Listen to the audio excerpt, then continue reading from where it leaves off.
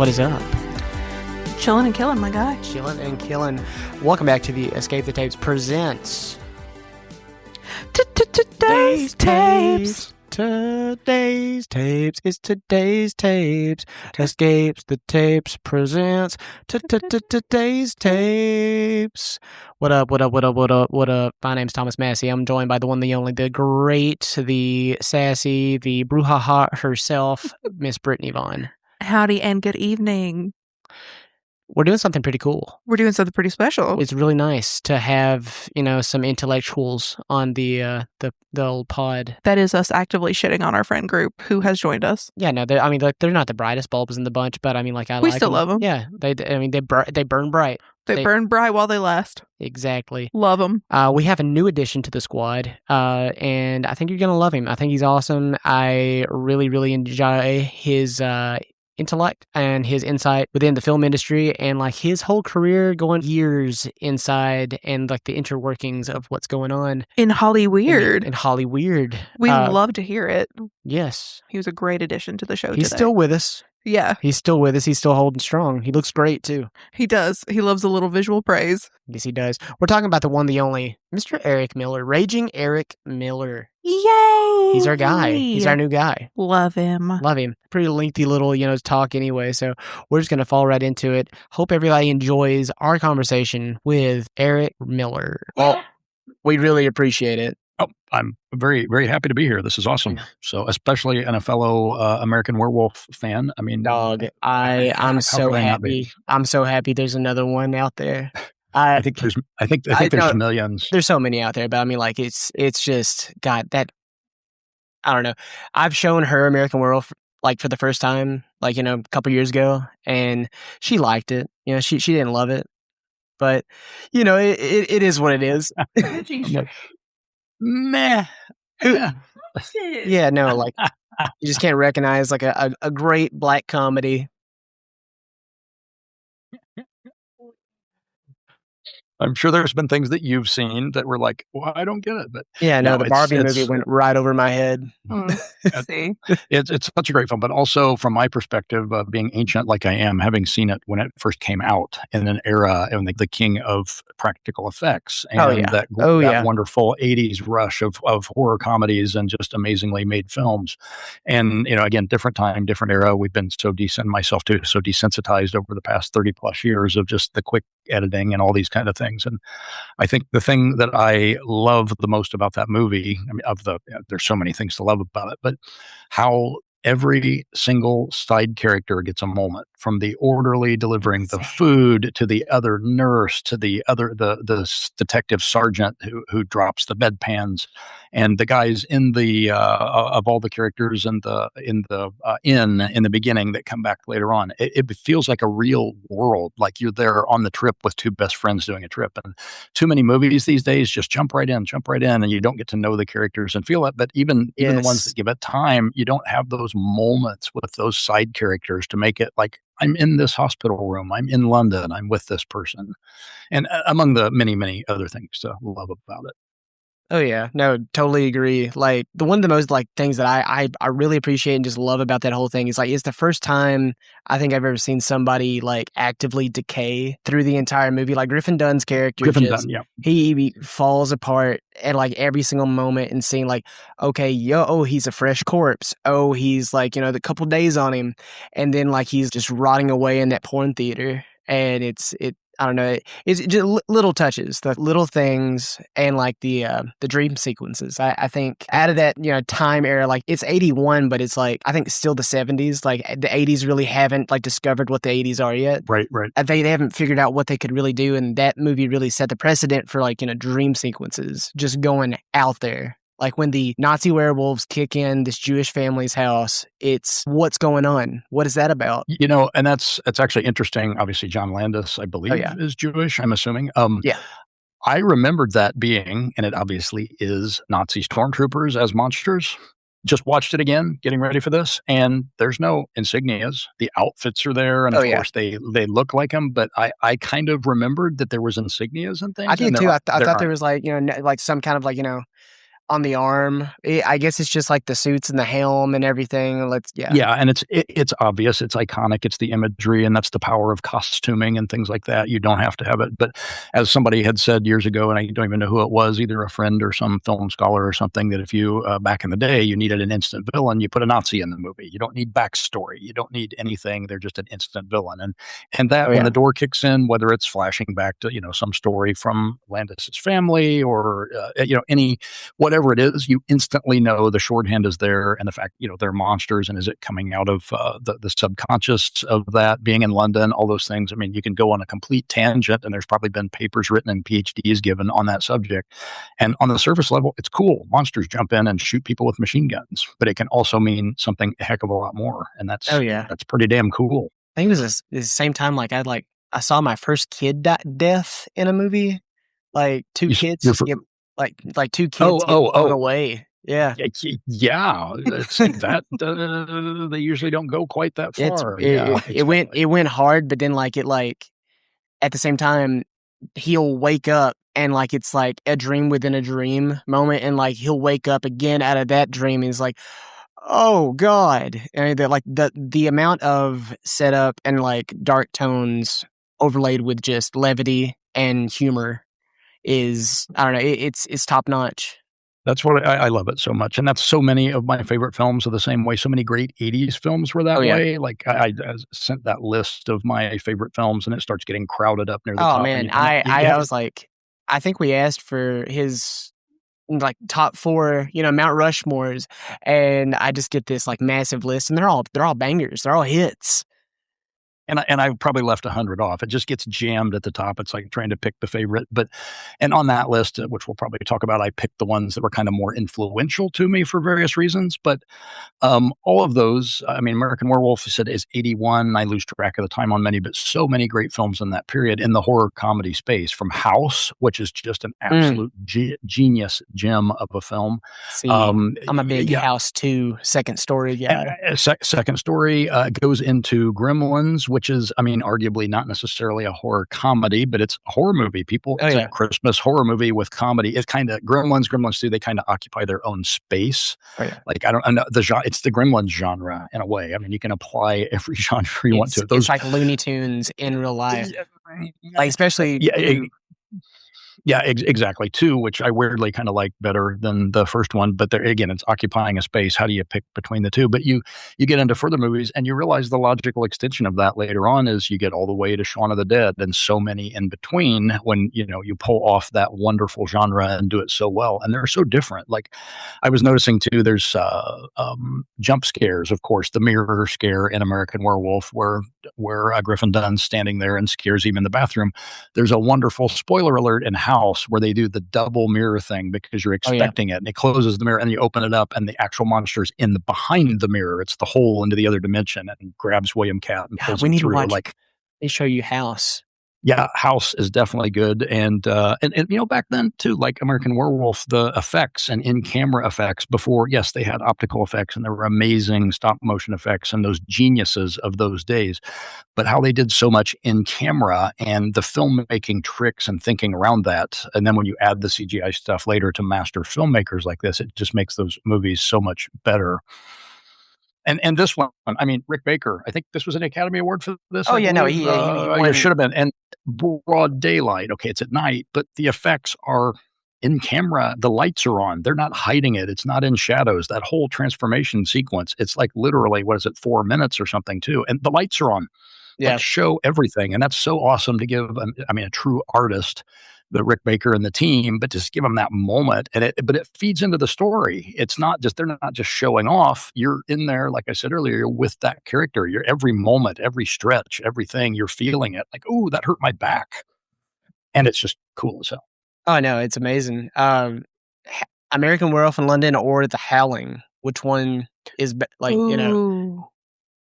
I like things that are different takes on the same subject, if that makes sense. Both werewolf movies, and later on you can do. There's so many. Sometimes it's hard to do a take, but Dog Soldiers takes a completely different take on the same subject. I asked you about Dog Soldiers because I know you're working. That in development. Yeah, it's been in development forever. I don't know if it's ever going to get made for various reasons, and if it does, it may not be my screenplay. But just to have been hired and trying to be so respectful, the story was given to me on that. But trying to be so respectful of the first movie, which I admire so much. But anyway, the more about me later. The between The Howling and American Werewolf, and again, even flipping back to The Wolfman, all the others in the genre, The Howling, the book is amazing, and it's one is kind of a scary movie, and one is scary, and there's scary things in it, but it's treated in a much lighter way. So they both have their moments. It's just the different tone in them. And I always like to say, I said on my Mount Rushmore of films, another dichotomy that I like to do from the novel standpoint is the Haunting of Hill House, Shirley Jackson, which is such an amazing book and one of my iconic and an amazing film. The original Robert Wise is just such an incredible interpretation of that, and that's a whole show in and of itself or more. But then standing on the same pillar, the next mountain range over is Hell House by Matheson, which is, one is very 50s and 60s and female oriented and for all those great intellectual old haunted house and gothic and all of those tropes. And then you get to Hell House, which is very, very late 60s, 70s technicolor and sex and depravity and all these things.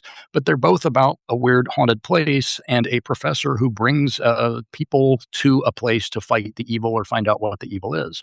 And so they kind of stand as twin pillars, but it's the same, like The Howling and American Werewolf.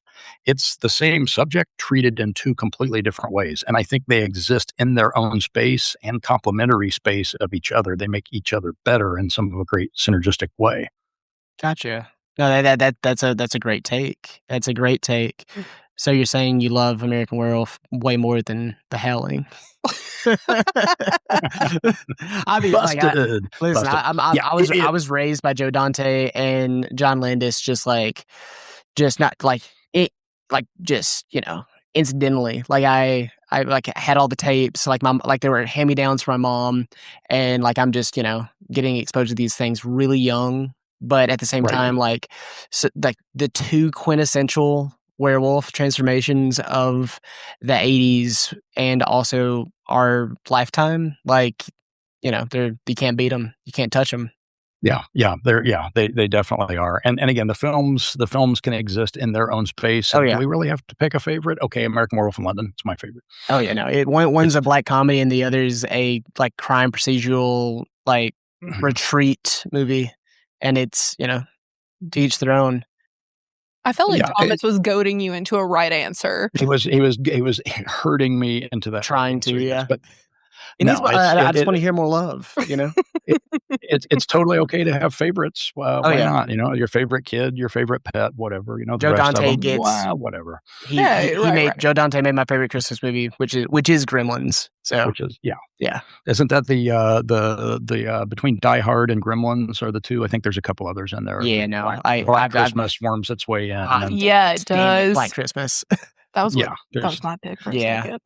There's others that get into that space, but no, and that also early on movies like that just influenced my writing style and my vision, things that I like. It's whether it's influencing you, I don't think it was changing, but it was as much seeing things that I liked. Like, oh, there's filmmakers out there and writers that do the things that I like, and it's such a blast when you discover people like that. Whether you go on to become a creative person, a filmmaker, a writer, or whatever, but just as a fan, like, oh wow, I love this. I want to watch this, and obviously those do. I don't know for a fact, but I could probably almost guarantee Edgar Wright loved this. And, Peter Jackson was probably watching out there somewhere while he was working at the post office and making Bad Taste and Dead Alive and having just romping in New Zealand before it became the global sensation. So it's something really cool to see how the influences of people from one generation to the next and the homages, no ripoffs, it's homage and genuine appreciation, and then elevating the genre, taking it to places it couldn't have gone before, or just the imagination, taking it in a new direction, but still staying in on that same trope, which is, lycanthropy. Like, what a great, weird, wild, like you turn into something. I would like to say you can look this up. It's a short story, one of my favorite short stories. now I'm going to forget the title of it. I can't believe this. Oh, The Complete Werewolf. Complete, E-L-A-T, the British spelling, by Anthony Boucher, or Boucher, sorry if I'm pronouncing it wrong. There is an anthology titled that, but the story is that. And it's a guy that basically, I'm paraphrasing the story terrible, I think you could find it on the internet, but it's a guy who falls in love with a girl, and she loves dogs, and in order to impress them, he goes around and finds basically gets a lycanthropy spell from a weremouse or a were whatever, turns himself into a dog in order to get close to the woman. And then it turns out that she's actually a Nazi agent. This is, I think, it's all taking place in World War II era Britain, and that she's actually a Nazi agent. And he's like, oh, and then he gets stuck. Whatever the spell that he took, he can't reverse. So he's stuck as a dog. The chick that he was wanting to get close to as a dog is actually evil, and he's trying to stop it all. So it's one of those, like, I don't know if that's ever been made into a film or something, but I always just thought that was one of the coolest ideas ever of like, oh, let's become a were thing, a were dog, and then oops, now I'm stuck. It sounds like one of those just like for long forgotten Howling, the Howling sequels. Yeah. Like it, like there's been some there's so many, but good ones. I like 5.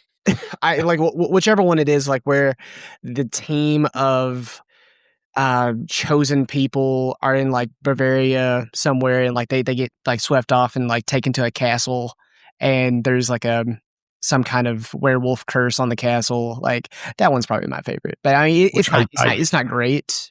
I don't remember if I've seen that one or not, but or if I forgot it. I tried to watch all of them during COVID, and it's not easy. It's really not easy. It's not easy to watch. That's like some great books. Look, that's not easy to read. Oh no. Sorry, it goes to Frank Herbert, but Dune is really hard to read. Maybe it's just me. It's very hard to read.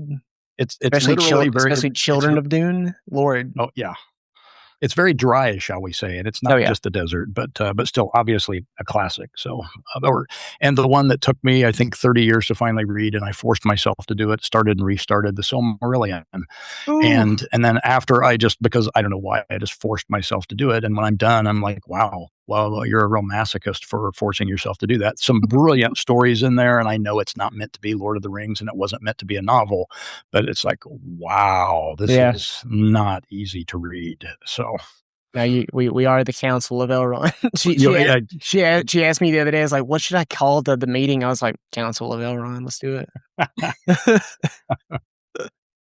I think even Elrond lived through it, and he'd have a hard time reading it. So, oh yeah, no, I forget. Like, is Silmarillion like second age, or is it? It's about the first age, and is it the whole thing?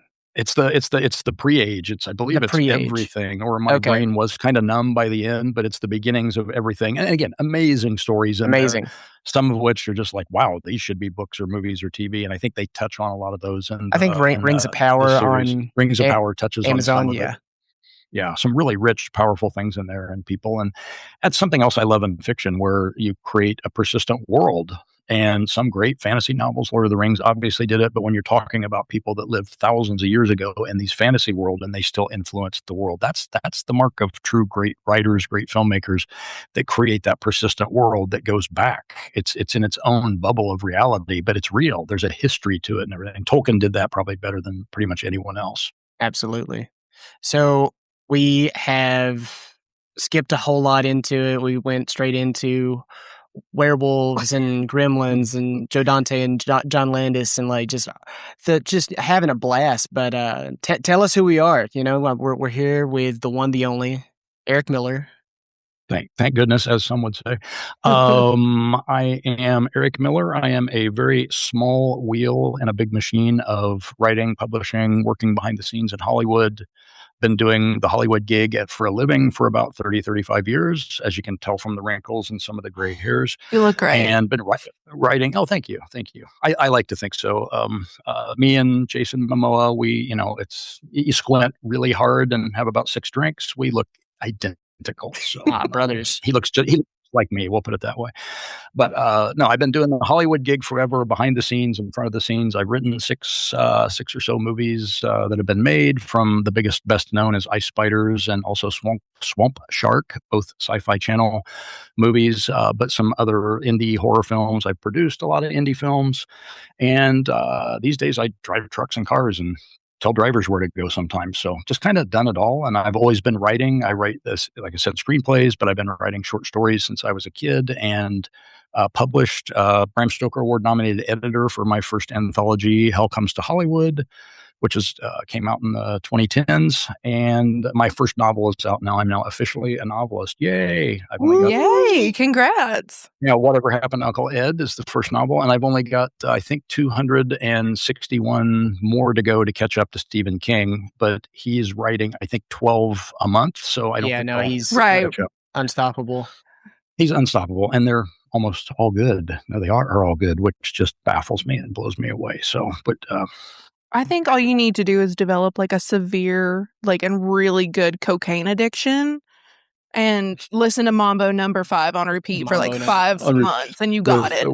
And drink 2 pots of coffee and electronic dance music at 900 beats a minute. Just don't go, maximum overdrive. Yeah, don't go that hard with it. Otherwise, you got it.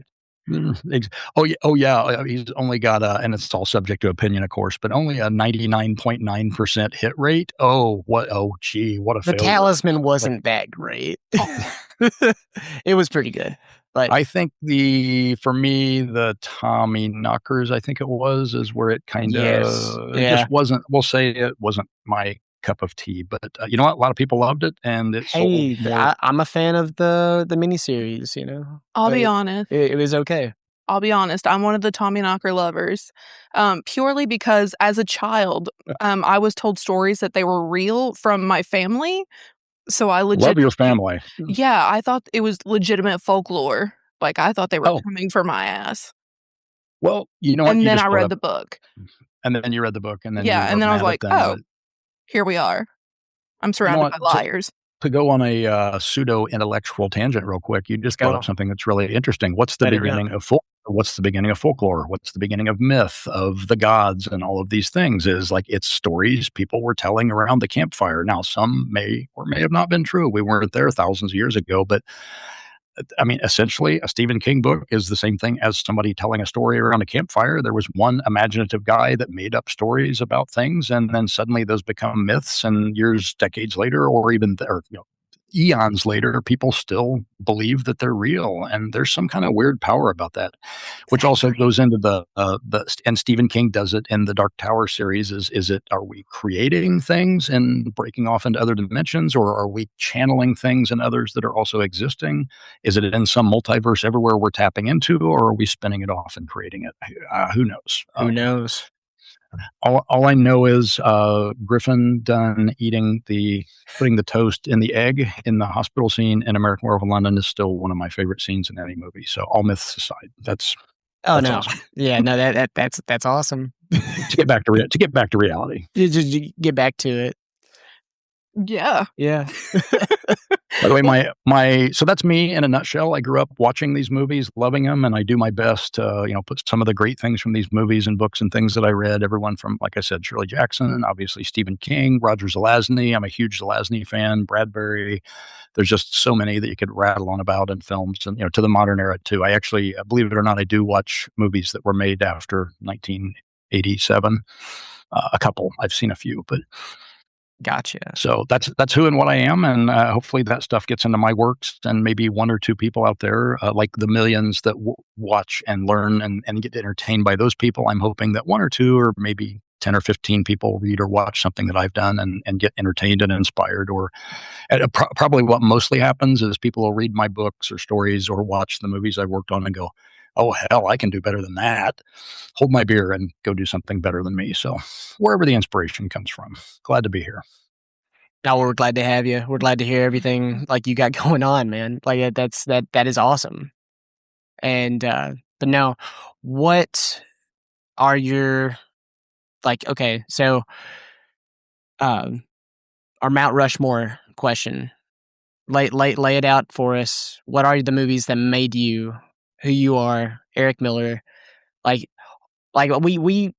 think she asked horror movie specific, but doesn't have to be. Just lay it out there. Yeah, well, and I closed my email account, so I can't actually look at my email, so I have to do it off the top of my head. But the movies, I said the Mount Rushmore, the mountain itself, is The Haunting of Hill House. both the book by Shirley Jackson, which in and of itself, I'm not a scholar, I'm a fan, but she was a woman writing at a time when women weren't really allowed to write, as it were, at least put their names on it. Very male-dominated industry, and unapologetically for however she managed it or whatever happened, Shirley Jackson, 50s housewife type, managed to write some of the most titanic books ever.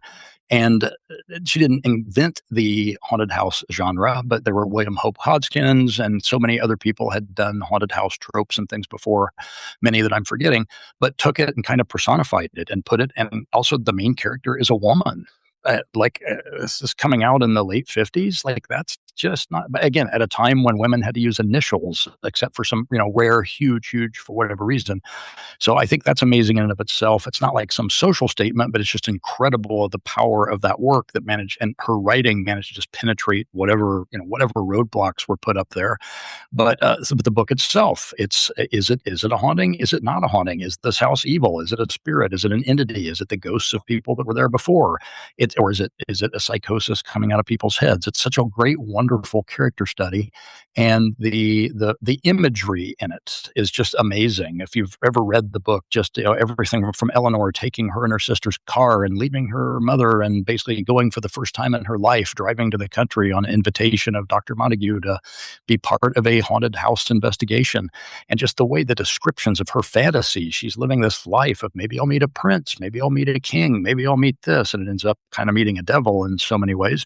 But just getting inside someone's head that we can all respect and get to know and feel for, and that's just the power of that. And then when you get to the house, the descriptions of the house, this omnipresent, very, very, I will say, Lovecraft in a way, not in the old ones or tentacles or anything, but Lovecraft was the master of atmosphere. And the haunting novel itself is just dominated by this atmosphere of the desperation of Eleanor as she's going to just get out and do something and have her own life. But then the atmosphere of this brooding, evil house. Like some houses, I think Montague says it, Professor Montague says some houses are just born evil. So that's amazing. And then the great Robert Wise, director, managed to make the 1963, or probably shot in 62, of course, but the British, or the version of this movie, the original version of it, managed to capture that atmosphere and the characters. And obviously, some of the novel has to be left out, but they do a lot of the inner voiceover and things, so you do get in some of the characters. But the movie managed to maintain and capture that feeling and became such an icon. So to me, on the one side, the book, pretty much, I'm now calling it the grandmother of haunted house fiction, but it's the mountain that everything else rolls down from. And then the Robert Wise movie is just the same way, and it just started. It's many others like it. There's been so many great haunted house movies and books and things written out there, but I think those just two stand testament. So that's the mountain, as a long-winded way of saying it. And then, I flash forward to little later times. One of the most influential movies in my life was Phantasm. Woo! Yeah, woo! Honestly, I don't know how it holds up or how people from a more modern era, the youth. It's endearing. It's so endearing. But it's not just the film itself. And I remember seeing, whatever age I was, I hope I'm remembering this right, but I remember seeing TV commercials, which seems odd that they would make commercials for it, but I think they did. I remember, or maybe it was a trailer in a theater, just the images of the ball, the spiked ball and whipping through, and the weird aliens, and Angus Scrimm, of course, as the tall man, and just all these amazing images. And yeah, boy, and so much weird stuff going on. But then when you find out the history of it, as much as George Romero grabbed a camera and just made a movie, and Night of the Living Dead is its own, which I think I might have left off my list, but is so iconic in so many ways from story standpoint and from making things. But Don Coscarelli, I think he was 19 or something. He was really young and living out. He was making a movie with Sean. Was it Sean Cunningham? Right before Friday the 13th. Like, he put that ad in the paper for Friday the 13th. I think he was making that baseball movie with Sean Cunningham, and then he's like, yeah, I'm gonna go off and make this weird, just really trippy horror film called Phantasm. Yeah, exactly. And I remember, again, the images and then the movie itself just shocking and blowing me away because it's really mixed genre. It's science fiction with horror, and I mean, it makes Reggie Bannister an icon, of course. I've met him many times over the years, and he was just such a nice, genuine guy that was appreciative. And I met Don Coscarelli once, and they're not friends of mine or anything, but I think I remember I rarely say this to people that, I'm not a fanboy and I don't want to bother them because I see them being bothered, but there's people out there where I just have to say, hey, Mr. Coscarelli, you really influenced me. And I think it was something like, oh, shucks, gee, gosh, thanks. Just really humble, nice guy that appreciates the fandom and everyone. So again, that movie really influenced me. And later on, I just love people that just grab the camera, grab something and do it. And he did almost everything on that movie. Now, many people have done that. Like I said, Romero did a lot. And then, later on, Robert Rodriguez with El Mariachi and to a certain extent, Peter Jackson, just grabbing a camera while he's working at the post office and making these movies. And to the whole Michigan Mafia with Raimi and the guys of just making the original movies, and then Evil Dead. I love that indie spirit. That's my people. That's most of my friends. That's in my career. That's where I still feel the most comfortable. And I think that's where most of the creativity comes from, especially in Hollywood. And it's honestly, that type of filmmaking, excuse me, is the closest thing I think you can get to writing a novel. If I may make that weird connection that I don't think I've ever made before or anyone has, because when you write a novel, you write a story, you're one person, you're everything. You're the writer, you're the director, you're the cinematographer, you're staging, you're playing the characters in your head, you're doing all of this. You're one person. And the extension of that with a film, most films are anywhere from, even a small film is 40 or 50 people plus the talent, the on-camera talent. And then you get to bigger movies, there's 100, 150, 200, 300, 400 people making big movies. It's very much a giant collaborative medium. So you do start losing, with rare exception, you start losing some of that creativity. It becomes much more of a machine, and the director and the writer are basically general leading armies, as opposed to moving the camera. There's a director of photography and a camera operator between the director. And in these kind of movies, he's behind the camera. He's moving it. He moves to the shot that he wants. So, and that's so many directors through the years, like we're all talking about. So anyway, I think that's why Phantasm, both on a story level, the mixing of genres, but also the cultural impact and the fact that, it almost didn't get watched. There's a whole story about it that I'm mostly forgetting, that they kind of had to basically force people to watch it. That's happened so many times. And finally people watch it, gets out there. And I think at one point it, made for $2 and a pack of Juicy Fruit, and it's made a lot of money. And that's awesome. I love when that happens. There's a few franchises far in between that they should be bigger. And in Phantasm, I know he didn't intend it to be a whole franchise, but these movies should be, I don't know, the Phantasm 2 was a great launching point for me. I watched that movie. I didn't really realize that there was a first one. I just Phantasm. I think but the 2 might have been a clue, but yeah, I was just no. Little kid went over and I was like, oh, okay, I'm missing something here. I missed, and but went back and watched Phantasm way later in life, and it. Well, then you get the opportunity to explore. Sorry, was I mean? I'm sorry. Oh no! Yeah, I was being a doofus. It was Phantasm 2, Aliens, and there was there was a box of just sequels to things that I never had the original movies for a long time, and I was just oh, this is it. Well, and usually the sequels are worse in many ways, but sometimes they're just cash grabs. But also sometimes the creator thinks the first one was a success, so I must know what I'm doing, and stops listening to people. But other times they're fantastic successes. But no, and weirdly that connects to the modern Hollywood that we have now. Is that when you make sequels like that, made a lot of money. Now you can go make your next movie, so you get to explore the characters in the world that you didn't get to do. And in the first one, because you did the time, the limitations, the ideas weren't there, whatever reason. And now with TV being dominant, streaming, television shows, you get to spend more time with, instead of the really narrow feature format that's got to be 89 minutes or whatever the running time is. It's monstrous if it's 3 hours and the theaters want to won't hate you for taking away showings, but you can take 10 episodes and multiple years to develop stories and characters and things, and that's kind of awesome. That we routinely berate TV for, and there's, believe me, there's a lot of shows that just have filler. The middle 8 episodes are just kind of there because you have to have 10 or 12 for a series. But when you get to take that extra time and expand it, that's kind of awesome. So, and I think again, that's what those early sequels are, is a little bit TV-esque in a way. Yeah, no, for absolutely. There should be tens of Phantasm sequels by now, but we only have five movies. I'm pretty sure that's right. Is there only 5 Phantasms? You know what? I honestly forget. And I'm not sure if I've seen the last couple or not, but I've seen them, but I don't remember. But bad Eric. But no, it's all good. So yeah, very influential on that level. And then flashing to back to me. This is all about me. Absolutely. On my mountain, Phantasm is just so huge, informative, and honestly, it just freaked the F out of me when I was a kid. What's that ball? What's happening here? When the ball hits that guy in the mortuary and he just spews out, just red sludge, and I'm just like, oh man, this is crazy. Yummy. Which is, I mean, that is also an analogy for what a lot of movies and network TV do to you. They basically stick a thing and suck your brain out and turn you into a pretty picture. There goes my career. What's no.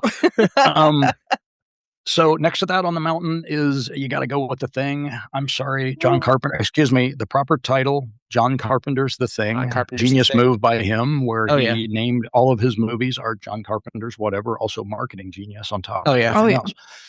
But you just can't. I mean, okay. First off, Kurt Russell. You can just stop right there and put a pin in it. Baby. You don't need anything else. Yeah, and anything with Kurt Russell is good, even if it's bad. It doesn't matter. It's just he's it, no matter what you do. But when you get the other great, amazing cast, the great story, the special effects, the wildness, and interpreting that first movie, which had its own pluses and minuses about it, very much a '50s movie, but some still good scares to it. And then you just get to this, and again, the effects that just go. The pretty much broad daylight, mostly effects that just go off the charts, and so many great moments that we could talk about for hours and hours. But I still, I was just saying this the other day. One of my favorite moments in any film is when the effects just keep going, and when I think it's Gary tied to the thing, and they burn him. Maybe I got my characters wrong, and the body melts, the monster, and the spoiler alert, the head goes off the side, and you're just blown away. You're just watching this, and your brain is hurting because it looks so good, and then the head grows spider legs and starts running. This is after the tongue comes out and pulls it across and hides. Then it grows spider legs. And I love the fact that Carpenter even goes to the characters in the film that are looking just like the audience is. I'm like, what the F is that? It just such almost a fourth wall, 3.5 wall breaking moment, but it pulls you into the movie as you're just like, what is happening here? Again, those in-camera effects are never going to be beaten anywhere. And the fact that it comes in that tense, very exceedingly well-directed scene that's coming out of story and character, in a vacuum they'd be good, but when you pull all that together, you're in the room there and you're like, oh Jesus, you want to pull your feet off the floor in case there's something under the table. Oh yeah. Rob Bottin went crazy with the effect. Everything's just so goopy. Everything's goopy, and it's just, I don't know, you just want to look at it all the time. I don't know. I don't think you could ever find any of those props anywhere. They're probably deteriorated in somebody's basement or some storage, lot somewhere in Hollywood, if they are. But if they are, it's like some of the old story of the Creature from the Black Lagoon suit being thrown in the dumpster and somebody dug it out, that kind of thing. So how many films have been lost, but also how many great pieces of special effects or something that just all decayed and molded. It should be in at least the Smithsonian, on display. It really should be which brings us to another movie, the original face hugger, whatever rubber latex or whatever was, or really an alien that they brought out of the labs at Area 51 to make the movie. A face hugger like Alien.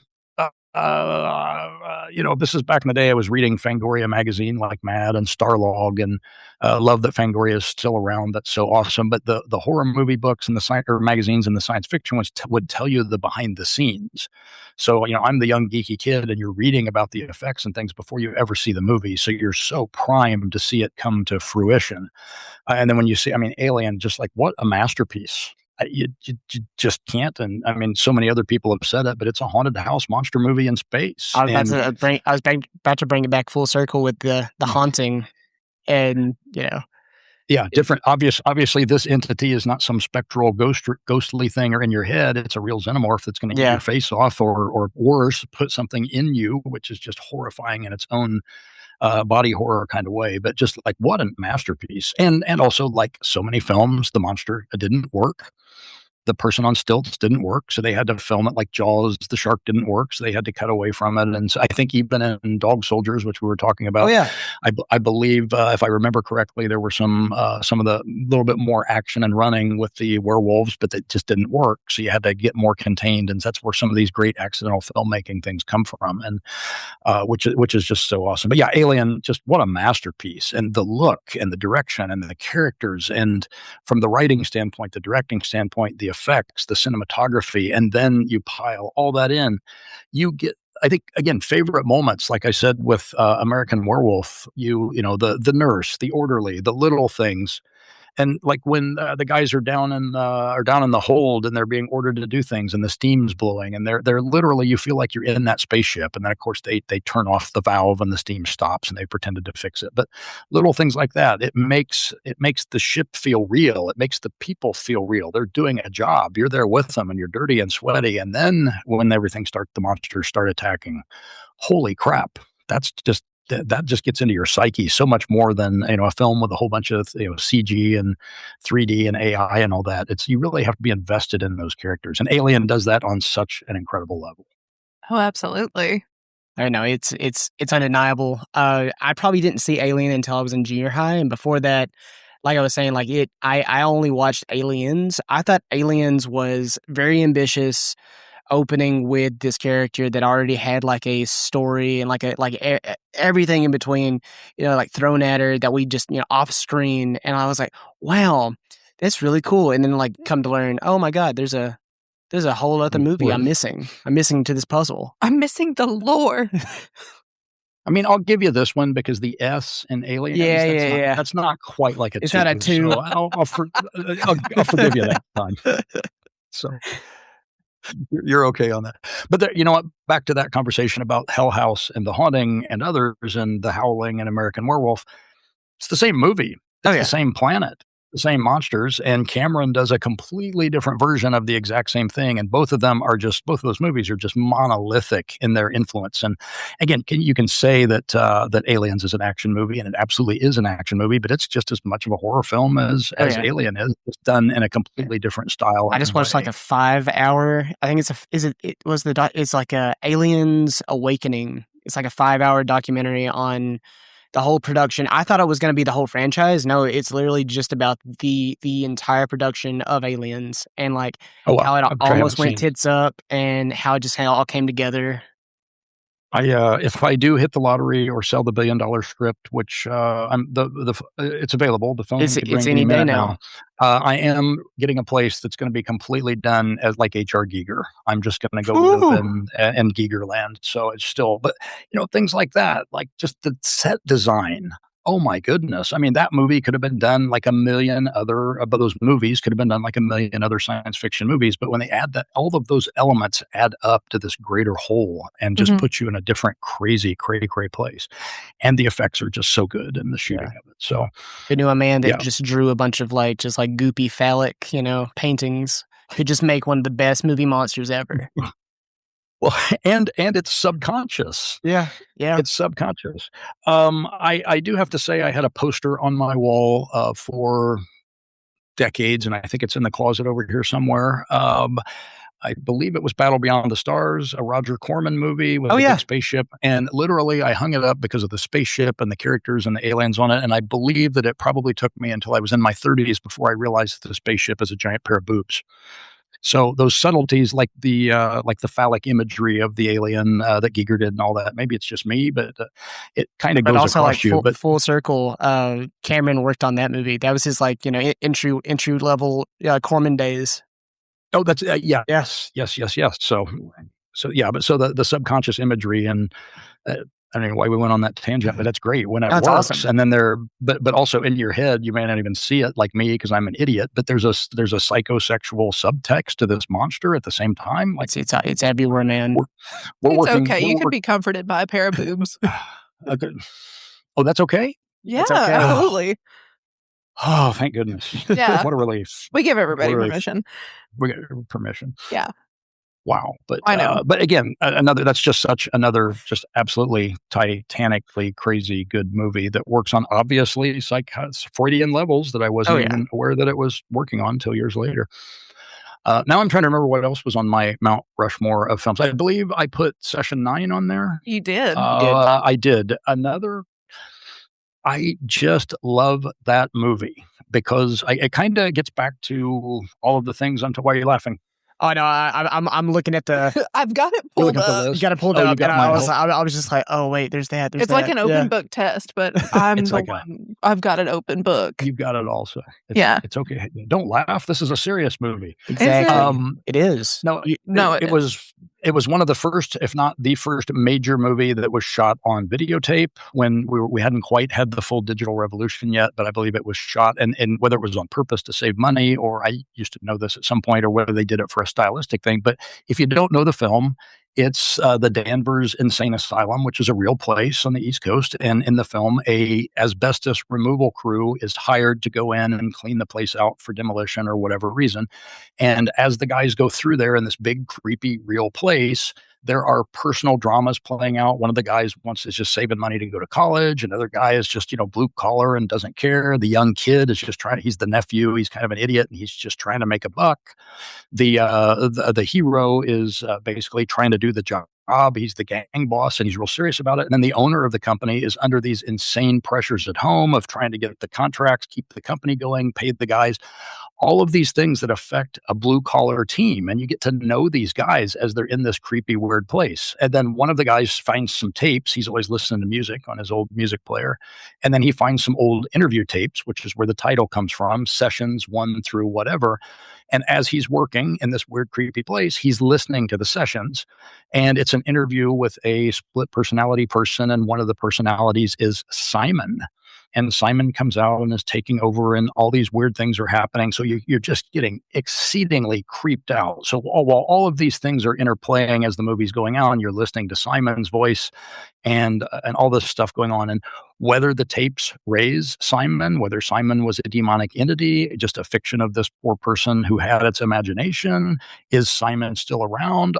This is one if you haven't watched the movie, I can't do the spoiler on this one because the ending of it is on the ending of this is on that level of the others or the Sixth Sense or any of those. It's one of those and the thing that is so masterful about this film that I think Brad Anderson did is that everything is laid out right in front of you.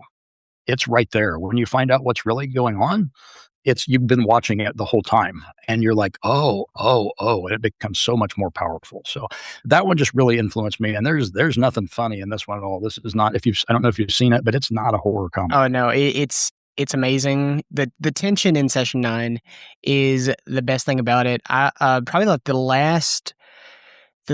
first time I watched it was the last probably, sleepover as a kid, and somebody had it on DVD and let's put on a scary movie, and we watched it, and you would think a bunch of kids, it wouldn't really hold the attention, but we were all just no one make a sound, and we had the lights off and everything, and it was palpable. The tension was crazy. I haven't seen it yet, but I did tell Thomas it was on your list, and he goes, "Oh, you'll love that." So it is very much on my next to be watched. I highly recommend that you turn off all the lights and watch it very late at night when it's great. Preferably alone. And, okay. It's you'll sleep just fine after. Yeah, and I'll text you all my thoughts about it immediately. Exactly. So I'll be like, yeah, exactly. I'll be like, but no, and just the acting is terrific, the script, everything, but it's just the execution of that, and that being able to lay things in front of you. That's the epitome of red herrings or whatever you want to call them. I'm forgetting all my story or film points, but when you put everything in front of you and then you're calling back to it in a different way and you realize it, it's just like, oh wow, holy crap. Like the great scene in the end of towards the end of Alien, where Ripley's changing into the outfit and you're seeing the alien head. It's been there the entire time. It's in the room with her. And there's another one that does that. Here I go on a tangent as usual. ADD. Here we go. We get it. In Pumpkinhead, I believe it might be Pumpkinhead 1, but it might be Pumpkinhead 2. There's an entire wonderful scene that they're talking and playing out, and they're looking. There's a big plate glass window in the back with the trees are outside, and then after the conversation is over, one of the trees moves. Pumpkinhead's been outside the window watching the entire time. It's the first one. And it's one of those like, you just got me. So like that's such, just the planning on that's incredible. So God, first time anybody's brought up Pumpkinhead on the podcast, I think. It is. We need more Pumpkinhead. I want to. We need more Pumpkinhead. Yeah. God, if I could remake a movie, it'd be probably Pumpkinhead. Like, well, you just go buy a pumpkin and just go crazy. On your head and let's go nuts. Yeah, why not? Get the camera. You got the camera now. We have $45 in a dream. It's you've got that much? That's good. Thanks. You can do.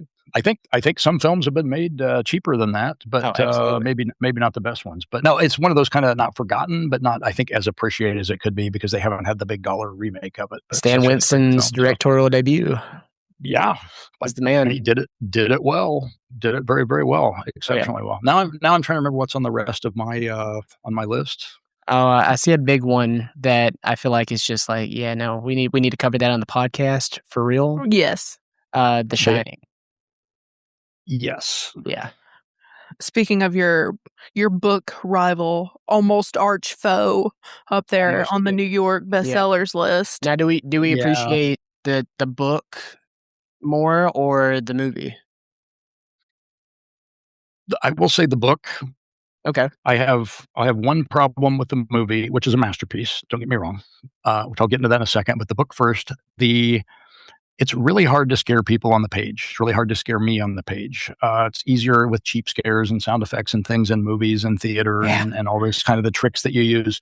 But to get you in a book, I mean, that's masterpiece. And there's a lot of creepy, weird things going on, obviously deeper into the characters and things that's going on. But the shower scene, the whatever room number it is with the old woman inside. Oh God, yeah. I have never been more creeped out reading something in my entire life. That one, if nothing else in that book, it just got me, and that's so hard to do. It's like, so hats off to that King guy. I think if he keeps at it, he's gonna be pretty successful. You might be hearing about that guy, but might be. Yeah, maybe. But yeah, that one. But the movie itself, okay. And I may cinema purists may hate me for this, but the one thing that I don't like about the movie is the brilliant, amazing, incredible opening shot that comes in from the middle of nowhere and slowly zooms on Jack behind the wheel, driving the car, and he's already looking crazy. Yeah. Again, me telling Stanley Kubrick how to direct a movie is like an ant telling, I don't know what, you get the analogy. So I shouldn't even be in this conversation, but me as a fan of the book and fan of horror films, he's supposed to be a normal guy that goes crazy. And when you show Jack in full, amazing, awesome Jack mode in the opening shot, you're now, okay, the fact that Jack Nicholson's in the movie and you've seen the trailer, he's going to go ape shit. It's not like it's some big secret.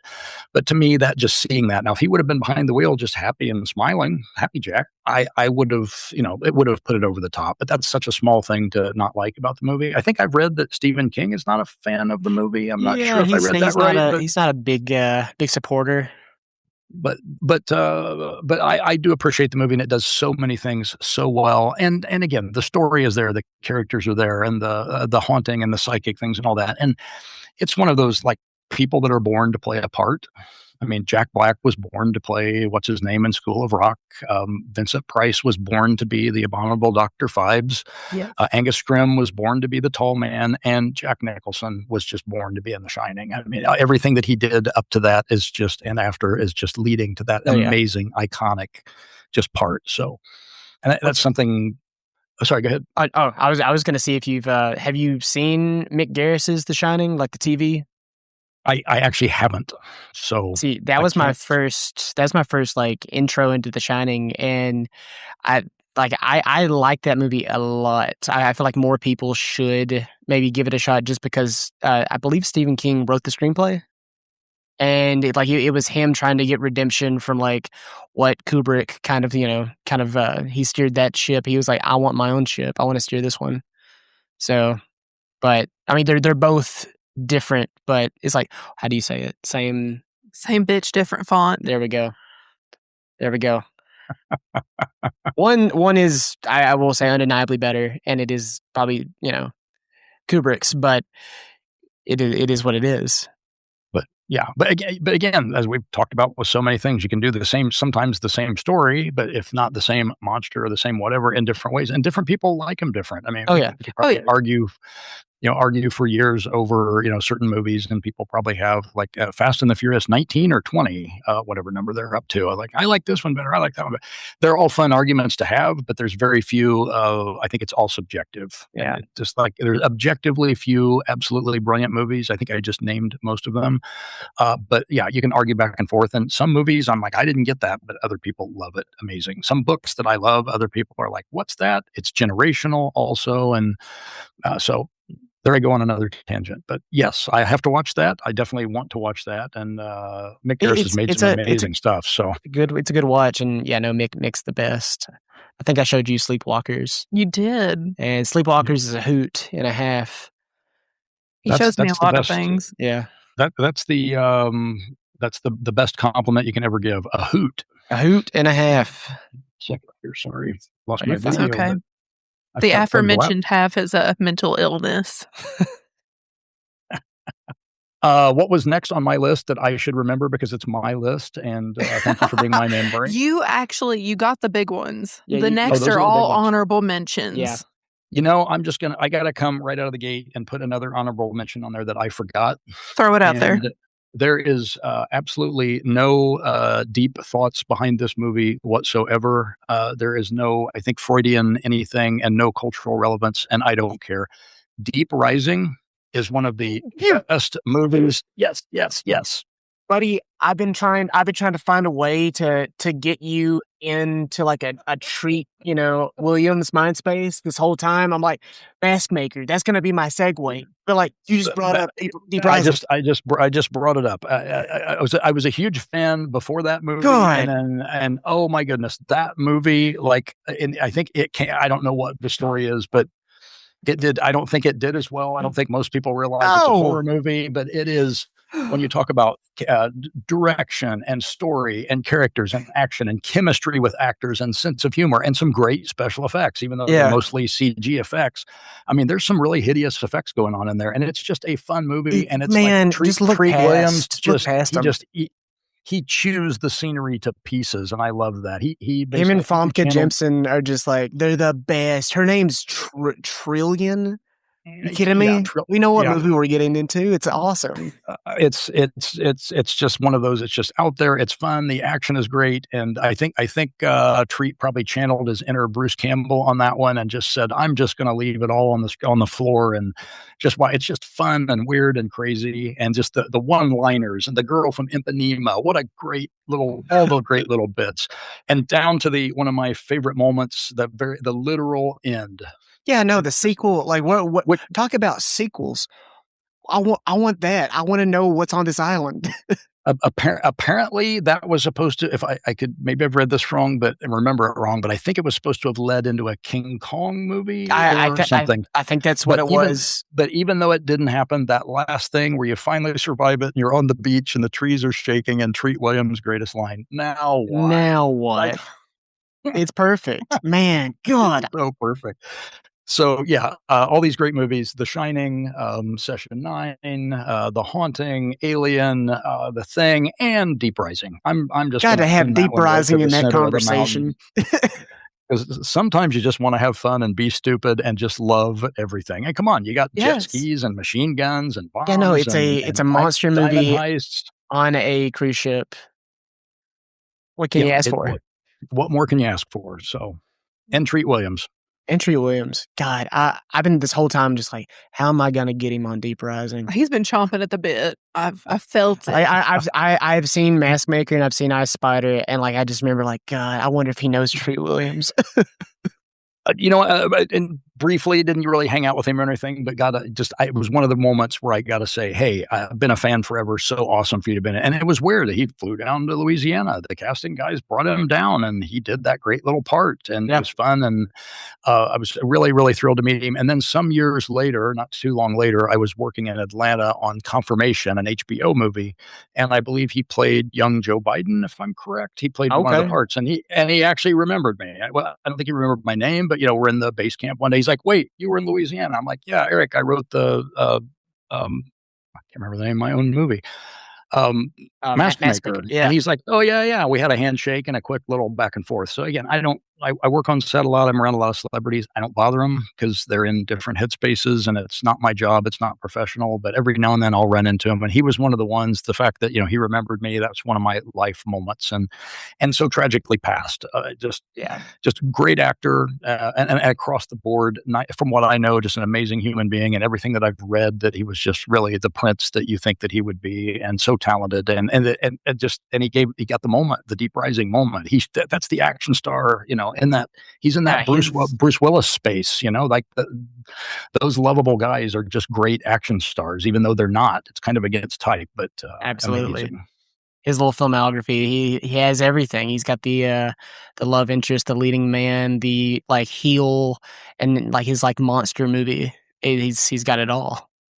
He's just got it all. So I think in some circles underappreciated as a monster movie person, but lucky, one of the many things working in the business all these years, I've got to meet people like that above or in front of and behind the screen. And some are just like, yes, that was worth all of the late days and terrible hours and bad catering just to get to work with someone like that. That's amazing.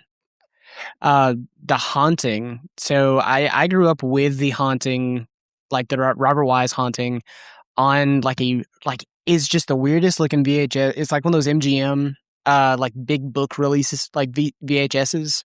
Like it's a VHS side, but the case was like on the spine of like a big like hardback novel, and it's just bigger than all the other tapes. And I did wear that out quite a bit. Like the black and white photography on The Haunting is amazing. I mean, whenever anybody tries to do actual black and white photography in like films or TV today, it somehow like is sharper and cleaner than what's relevant. And like it's I don't know, the opening to The Haunting is awesome. Just like when you're getting the whole backstory on the house.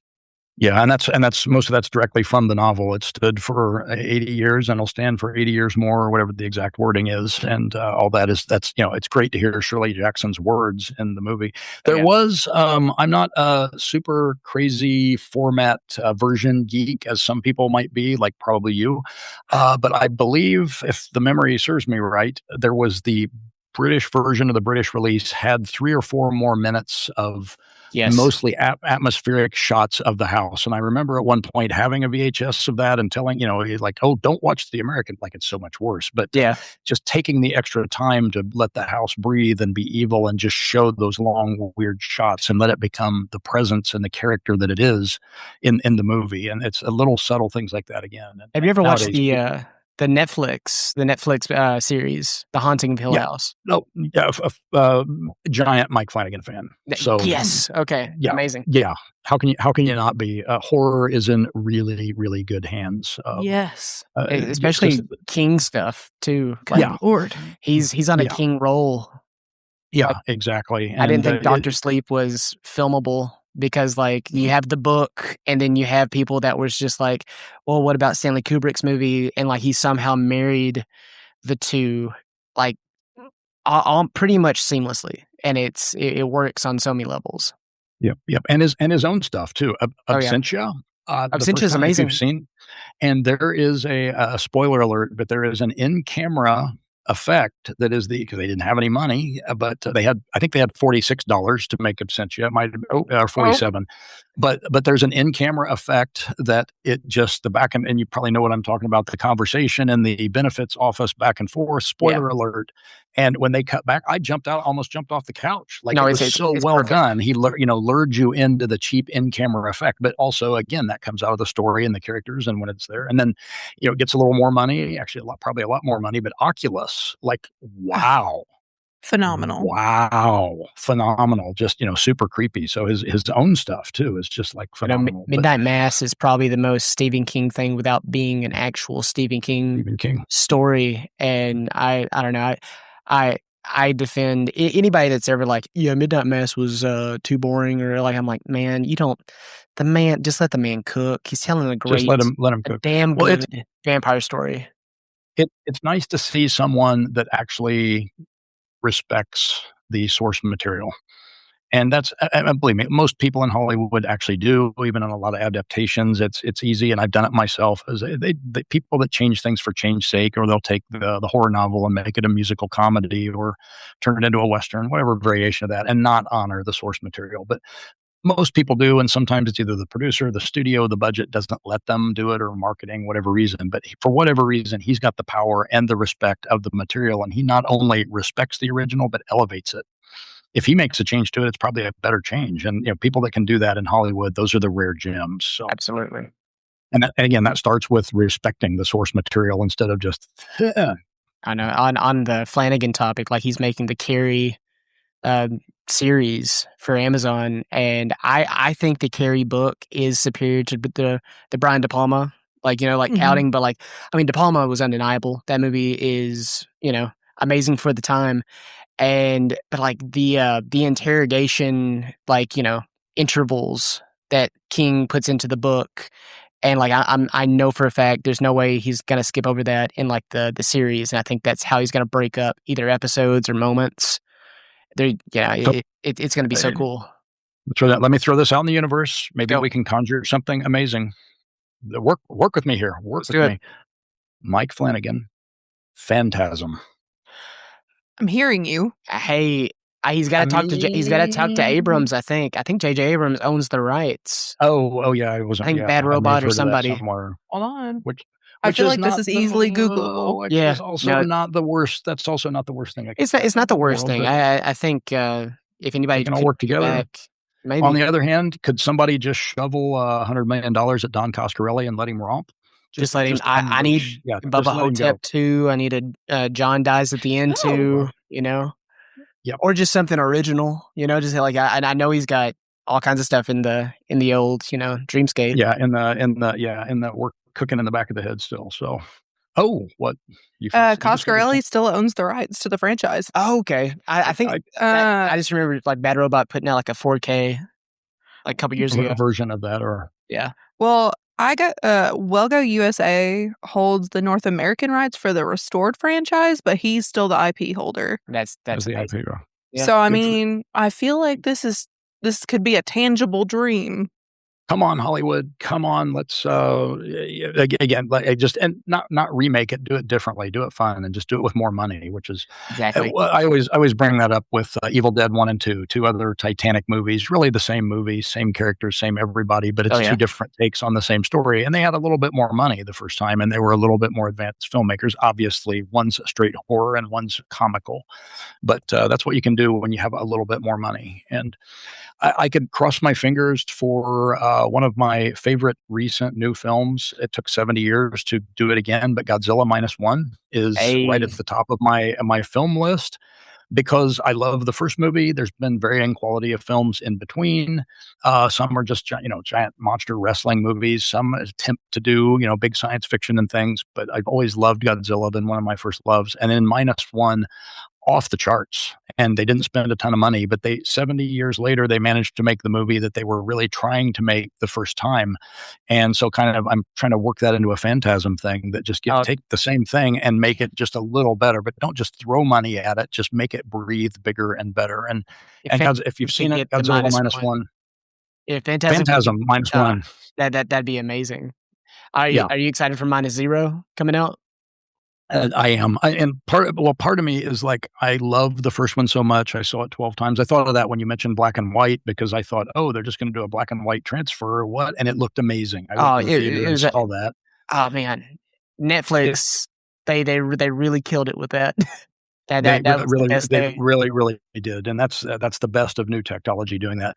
So a little bit in me is like, okay, am I going to be disappointed? I don't think so. I think I'm going to enjoy it. But -1 is so good that, like, I mean, how do you top that, or how do you equal it? I mean, it'll be okay even if they don't quite get to the same height, but also, again, a movie that's about something. It's a cultural thing. So meaningful. They go deep into the World War II and the Japanese, and the hero, the failed kamikaze pilot who chickened out, who finally gets his redemption in so many ways, and how the story and characters tie into the editing and the filmmaking. And then it's literally about the rebuilding of Japan and dealing with the national shame. And then you put the big green monster in, like a Stephen King Small Town, and then you put the giant ravenous dog in, or whatever the monster is, and it just elevates it and blows it out the door. What about Godzilla 98? Love or hate? Matthew Broderick. It's the Roland Emmerich one, the first American one. So, Deep Rising was a great movie. It was a great movie. I just wanted to show off my T-shirt that a friend got me. That's so cool. Yeah, it's hopefully. I was like, wait, is that like a Asian print of like Cat's Eye? I was like, that could be so cool. Yeah, exactly. Here we'll give the ta-da. I don't know what it says. It probably says something horrible, or buy more Hello Kitty. I don't obviously read Japanese, but I am not a fan of the American Godzillas. Let's just say the MonsterVerse, the new stuff. I get what they were trying to do, but at the end of the day, it's not an iguana. It's not a radioactive iguana. It's not. I've always, to this day, I'm like, yeah, no. If we just called that movie like Komodo Dragon Monster, it'd be the greatest. Yeah, one of the greatest movies. Listen, some of the early CGI, it's early CGI, that's somehow tops Deep Rising, but man, that movie, it's bad, but it is so good. It is so much fun. It's corny. It's so weird, but like, yeah, no, they damned it by calling it a Godzilla movie. Yeah.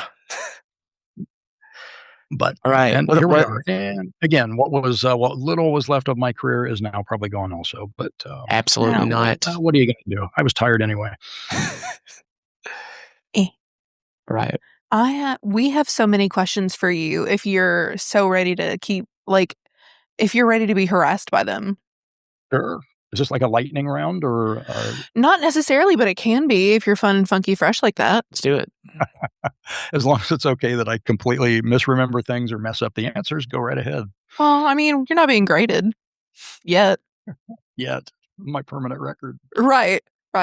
You just see me pull out like a giant file and just cross-reference. Okay. Boy. So, I know earlier we were talking about how you were writing short stories ever since you were a kid, but like, how did you get started as like an actual screenwriter and get started in the industry? I came to Hollywood on an internship and wound up in development at Orion Pictures, working for Howie Deutsch, Pretty in Pink, and among many other great films. And what development is at the time they would give directors, actors, producers, everybody a bunch of money to find scripts to develop projects. So they still do that in Hollywood, but there's not as much money thrown at it. And Orion at the time was one of the top ones where they were giving all kinds of development deals. So as an intern there, and then later as a paid desk assistant for a little while, part of the job is getting the scripts in from the agencies and various people and reading them and picking out the good ones or the bad ones, because the directors and producers, everybody are just too busy to read the onslaught of scripts. So I had always been writing, and suddenly I'm sitting here in Hollywood reading these amazing scripts, some amazing, some terrible, some like, these guys get how much money to write this crap? And other people like, yes, wow. And I've still saved some of the original scripts that I have. They're in a drawer somewhere that never got made. I think they say that every development assistant or every person in Hollywood saved those, and they hope that someday they'll become a big shot producer, writer, director, and could get some of those made. But in my case, it hasn't worked out. But anyway, I just started writing. I didn't come to Hollywood to be a screenwriter. It just didn't occur to me. I don't know what the heck I was thinking, but the reading those, and I started realizing, hey, I can do this. And the format started imprinting itself on my head, the 3-act structure, and reading so many, most of the writers are really, really good. And the top ones coming from the big agencies, big time writers. So I tried to make my own scripts, and the first couple kind of sucked, but pretty quickly I got to be pretty doggone good at it, and found a couple of writing partners that, where you're all starting out. It's writing in a new format and figuring things out. But my advantage was I had been writing for a while. A lot of the people just haven't written before and suddenly want to write screenplays and do, and sell them for millions of dollars. But good for them. But I came from the writing background, and I tried to make my scripts readable, and I got compliments for that many times about that. It didn't necessarily lead to big giant sales, but tried to make them very visual. And then that pushed backwards. The cinematic writing and that structure helped me when I go back to the other formats, either short stories or in my novel or longer works, is that you learn to be very concise with your words and your story and your characters, and because the 3-act structure with scripts is really it's confining, but you have to learn how to make it big within that. But it also teaches you as a writer to stop messing around. Don't go on big 50-page bloviating tangents about stuff that doesn't matter. It reminds you to stick what's close to your story. You can take the tangents, you can develop things bigger and make them go into other characters and make them bigger in a novel or a story, but it teaches you to stay closer to it. So it was a very good education both ways for me. Okay. And again, just started every time when I got into physical production, started off as a production assistant, eventually wound up as production manager, line producer, transportation coordinator, all the different locations. I've done so many different jobs. Somebody would just call and, hey, we need a grip on a low budget movie tomorrow. It's $100 cash. Good. I got to pay the rent. So running out and moving C-stands around, and eventually gravitated more towards production. But every show that I did, I was writing in between the shows, but then I would, of course, hand hey, producer, read this, do this. And was actually got to be a director of development for a short period of time at a low budget video company. And then with some producer and director that kind of taught me the business, John Schuweiler and Dave Dakota. John had been at Corman. I think he was Roger's assistant for a number of years and produced many, many films. And Dave Dakota, you may know, that is probably the fastest director on the planet, and just so imaginative and creative and wild, and two of the funniest guys ever. And they took me under their wing, and I was searching for projects for them, but also a couple of times hey, we can't find the right thing. Let me write something for you guys and do it. So just kind of all just spun together. Production led to writing and vice versa, which I still do to this day. Yeah. So, well, obviously you wear many, many hats. Yes. Too many sometimes. And well, you only have one head. Yeah, exactly. But I feel like a race car driver swapping the hat off for the different sponsors sometimes, which I should. Do you have a pit crew? Yes, I wish. I am the pit crew half the time. But so that's how I got into the writing, and I got better at it. Some of the early scripts were terrible, just like my early stories were terrible, but then I got really, really good at it. And the first movie with my former writing partner, Justin Stanley, was The Shadow Men, which came out, I think, 97, 98. Mm-hmm. And for about a 6 or 7 year period, I had, a lot of options, and a lot of projects went out, had agent and manager and all that, doing the Hollywood routine. And writing a lot of spec scripts, got paid sometimes to either do a quick rewrite or a lot of things that I don't have my name on, do a dialogue punch up here and there, various things like that. So, and I came really close to the brass ring 2 or 3 times with various later scripts, and had all the big meetings and everything, and never quite got over the hump to become the billionaire screenwriter. But I have hopes. Okay, so with that, I know you are pretty involved in the filmmaking process. So what does total involvement look like for you personally? What do you mean total involvement? In filmmaking as a screenwriter? Well, I guess that would be more towards the TV angle, which I haven't hardly done any writing on at all, because the writers in TV are much more important than they are in film. Mm-hmm. If you're a writer, director, or your name's Christopher Nolan, you're obviously very powerful in film. But most of the screenwriters, it's really, film is more of a director's medium, where TV is much more of a writer's medium. Yeah. And the writers are the producers, are the showrunners, and they're intimately involved. Not just, if they're not writing every episode, they're producing and crafting it with the other writers, and they're sometimes directing it, and they're sometimes there. So kind of being that, I'm not a director. I don't think I could ever really be a director aside from my one or two joke short films. And I don't call myself a filmmaker either. I make films, I work on films, but there's real filmmakers out there like Don Coscarelli and others.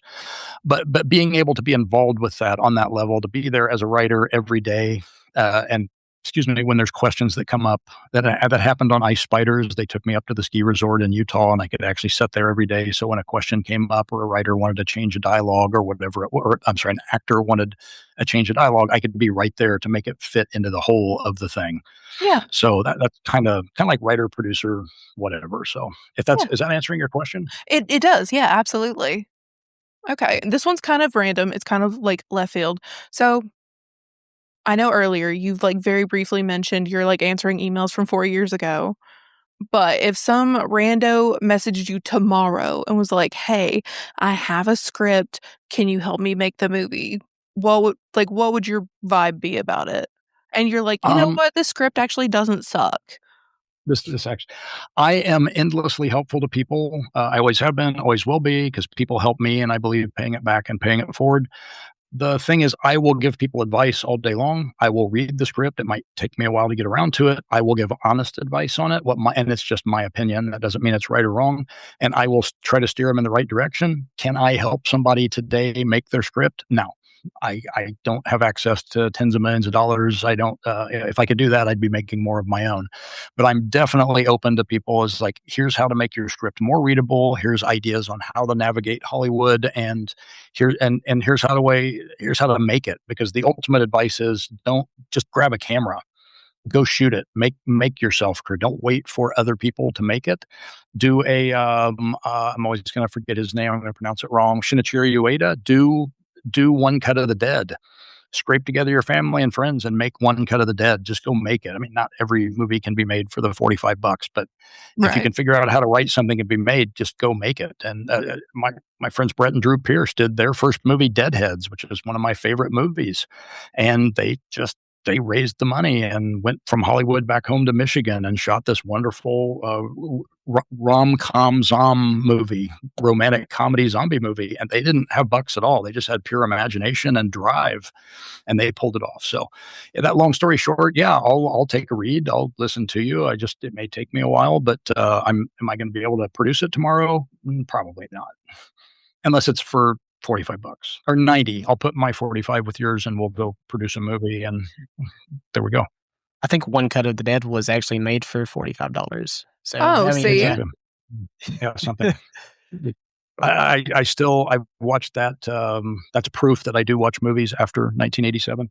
At the ending frame, the first time I watched it, I jumped off of the couch and cheered. And I think I've watched it 10 or 15 times since then. I just keep going back to it. And people who have been in the industry, it means a lot, but also horror fans, or just anyone with family or life questions. If you haven't seen it, go see it. And the eternal question is why couldn't I have done something like that? And the answer is because it's genius, and not everyone can do genius or have a genius idea and then pull it off as well. So all hats off to and bowing and honors and toasts, or whatever you want to call it, to Shinichiro Ueda. Did I pronounce it right? I hope. But it was good enough.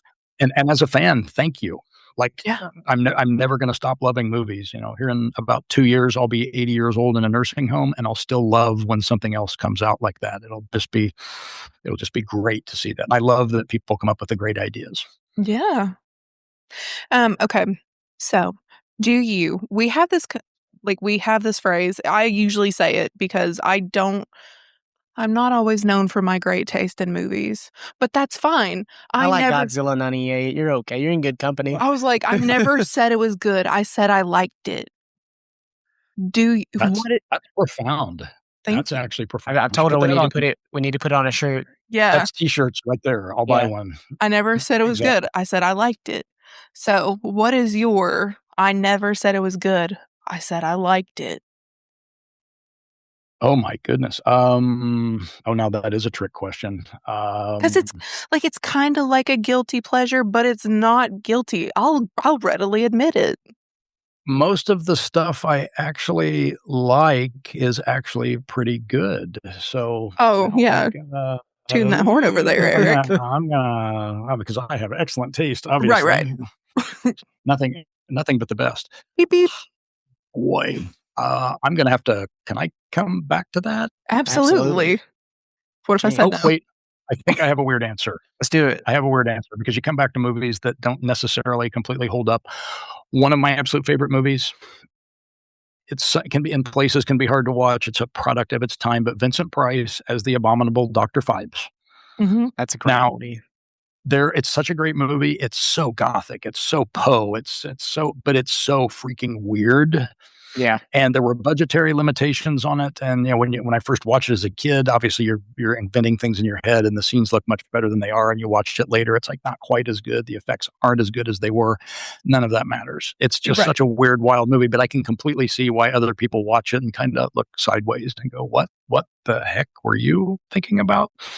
Why did you like this? And for all those reasons that I did. So, but on the other hand, it is good, damn it. So maybe that's not the answer. One of the best theater going experiences I've ever had. I was on like a trip with my dad. I was in high school. It was spring break. He's a farmer. He's going to go find like some equipment off. They saw like on Shark Tank or whatever. We go to Nebraska. There's an art house, like film, like theater in this small town in Nebraska, and they're showing a 35 millimeter on Abdominal Mr. Phibes and the House of Wax, like the original House of Wax.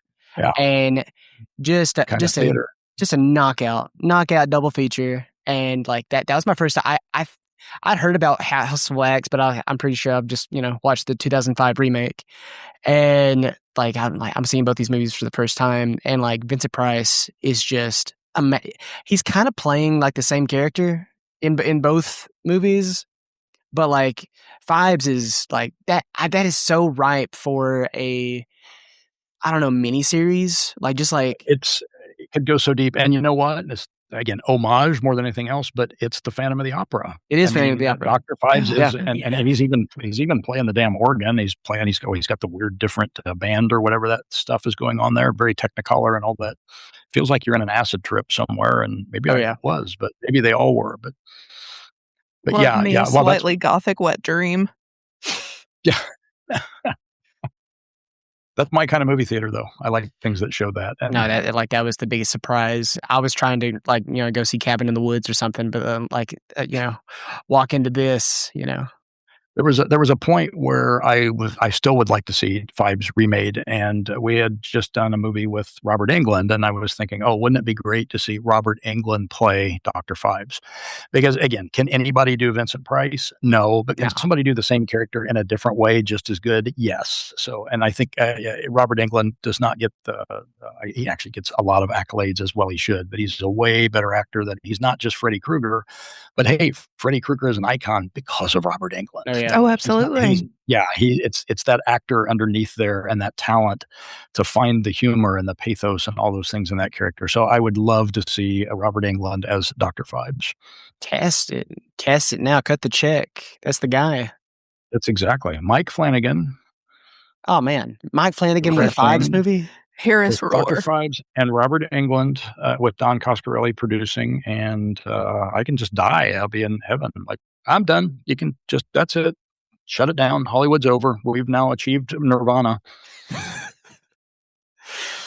I mean, you want to live long enough to get some of that reward, man. I think we're going to have the longest podcast episode ever if we keep going, because I could go like another day and a half, just talking about just like stuff deep in Hollywood. But the one thing that I want to know on your accolades, where is it at, is Dog Soldiers 2. I need a Dog Soldiers 2. Again, I said it earlier, I'm a giant fan of the first movie. If you haven't seen it, somebody that just took an idea that had been done and took, it's not that different than anything else, but the story, the characters, the execution, the chemistry of the actors and everything in it is just absolutely phenomenal. So I had been doing some production work again with one of a producer, and he had read a werewolf script of mine that I was trying to get made, and it had actually been optioned by someone else. And a producer friend sent it to the producers of Dog Soldiers, and at one point they were wanting to make my script Dog Soldiers 2, which would have been it's a departure. It's more my script called Hunters, is more of a paramilitary group that is hired to hunt werewolves as opposed to soldiers. Like my guys were professionals. This is what they do. And they thought they had eradicated werewolves, and cut to, 5-10 years later into retirement, when you're trying to relive all the PTSD, a family gets eaten by a bunch of werewolves. And so the heroes have to get the team back together. Again, my script's not super brilliant, but they wanted, it's brilliant, but it's not super original is what I was trying to say. So they have to get the team back together. That's a new trope in Hollywood, and then go hunt down the new batch of werewolves. And I do a lot of high-minded statements about trying to fight nature and what are you really fighting? Who is the real monster? And there's governmental betrayers. There's a lot of stuff going on. So the producers wanted to make my script Dog Soldiers 2. It was under option to someone else, which was great to have. And as I'm looking back, maybe we would have rushed into production, but they liked it so much they hired me to write the sequel based on an idea by the producer. So so I was a little bit boxed in by what they wanted to do. I will say the script starts literally the next morning, the next frame of film. It continues what's going on. Tried to go into a little deeper of what's going on and still maintain the same flavor and the same characters and everything. And it delivered. I think it's a fun script. Do a lot of good things in it. I'm not sure exactly. It's still in development. It's been many, many years. I'm not sure if there's contractual reasons or monetary. IP reasons. I honestly don't know. I'm not in that world. I was just hired to write it. Yeah. So I wish it would get made, not just as a fan. And whether it's my script or not that gets made eventually into that, I want to see it. And it's such a great IP. And it's just such a great idea. Obviously, the first film is so good and so much fun, and any film that can deliver a favorite scenes in films of all the great ones is the boxing scene in the kitchen, which just like wherever that came from, whether that was the script or limitations or whatever, but just the fact that you're like, the character in life when suddenly you're just faced with the monster, and what are you going to do? You can't beat it, you can't kill it. You don't have any silver. I'm going to go down fighting. Let's go. And you just start boxing with a werewolf. It's brilliant. Have you seen Dog Soldiers? Not yet. I gotta show her Dog Soldiers now, because we need to get Neil Marshall on the line. Like, I don't know, like, I think his last movie was Hellboy, like the remake of Hellboy, maybe. And like, I know he's been doing like a whole lot of Game of Thrones stuff and, a lot of TV here and there, but like, we gotta get Marshall back. What an amazing talent. And it's like, I'm not worthy. That whole first movie is him, and I wrote the sequel. And again, I'm not even going to pretend that my sequel, even if it got made, would be anywhere near as good as the original. I'd hope so, and I'd love to work with him on it or something, but get him back in there. Man, that guy's got talent and just imagination and everything. So like a Dog Soldiers Day 2 story would be so cool. Like that, like just like the next, like, that's awesome. That's a great idea. Yeah, it was a great idea. And again, I don't know if he had anything to do with that. I don't know anything about the first movie being made or anything. I just come at it as a fan. I just know I met these people and they were like, "Hey, make this their production company. Here's the idea. Can you write this?" I'm like, "I think I can write the hell out of this." And I did my absolute best, and still fingers crossed. And not just because I get a paycheck, maybe. Again, I'm a fan. Make my version, make somebody else's movie. It's such a rich world, and it should be a TV show. Like you said, the closest thing I got to a Dog Soldiers 2 is like an episode of the revamp of Creepshow.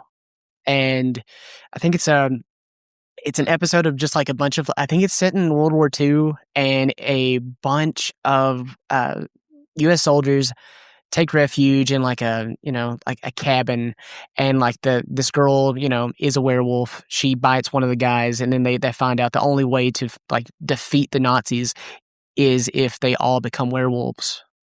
And they just go buck wild with it. And I'm like, this is the spiritual sequel of Dog Soldiers. I never knew I needed. There's if I'm remembering this correctly, there is a scene in FDR, American Badass, which is another genius level film that I wish I had the brains of. I believe when they're doing a split screen and all the evil leaders of the world are talking, isn't Mussolini a werewolf? He is. Maybe all of them are. So there you go. There's some precedent for that. So other films to watch. FDR, may not be on my Mount Rushmore, but it's on the road up to it. It's one of those just like straight to how video. Did this get made? Yeah, how did this get made? That's my answer to your question. I didn't say it was good. I said I liked it. FDR, American Badass. Exactly. See, now you're going to keep that phrase, but just remember to end it on a good note, Mr. Miller. I want to buy the T-shirt. Yeah, thank you. I'll let you know when it's up. No, we'll send you one for sure. Yeah, we want to thank you for having us. We want having you. Our thanks first for joining us. You're our first person that is not in our inner circle of friends. To be on this podcast. So can I be in the inner circle? Absolutely. Can buy cookies or bake cookies or whatever. Part of Weekend Forever now. We bake a lot, so you just get to enjoy the treats. I have friends. Yay. Just get to, well, I dubbed the friend now. Awesome. You may have to accidentally. He said it. I've already dubbed him. I know, but I may have to accidentally poison you with a CBD gummy. Oh yeah, no, it's awful. It's accidentally. No. It was an accident. God forbid I poison them all one time in 10 years. Destroyed a weekend, Eric. Destroyed a trip. I'm just a girl. I just bake. Leave me out of it. No, other way around. Thank you guys for having me on so much, and I appreciate it. And like I said, I'm a small cog in a big machine, but I've had this weird, wonderful, wild life, and I've gone in places and done things and had opportunities, made opportunities, and I'm a fan, number one. And to be a part of an industry that I grew up worshiping as a kid and be able to share some of the stories and maybe inspire people to become a filmmaker, become a writer, or whatever. And hopefully they'll become big shots and they'll hire me so I can pay the rent. But I really do like giving back on that and paying it forward, paying it back. And everyone should, because at the end of the day, I'm a kid from Indiana that loved monster movies. So, and the fact that I'm in Hollywood is icing on the cake. Love that. That's amazing. Well, hell yeah. Hell yeah. Eric, would you like to tell our listeners where they can find you if you want to be found?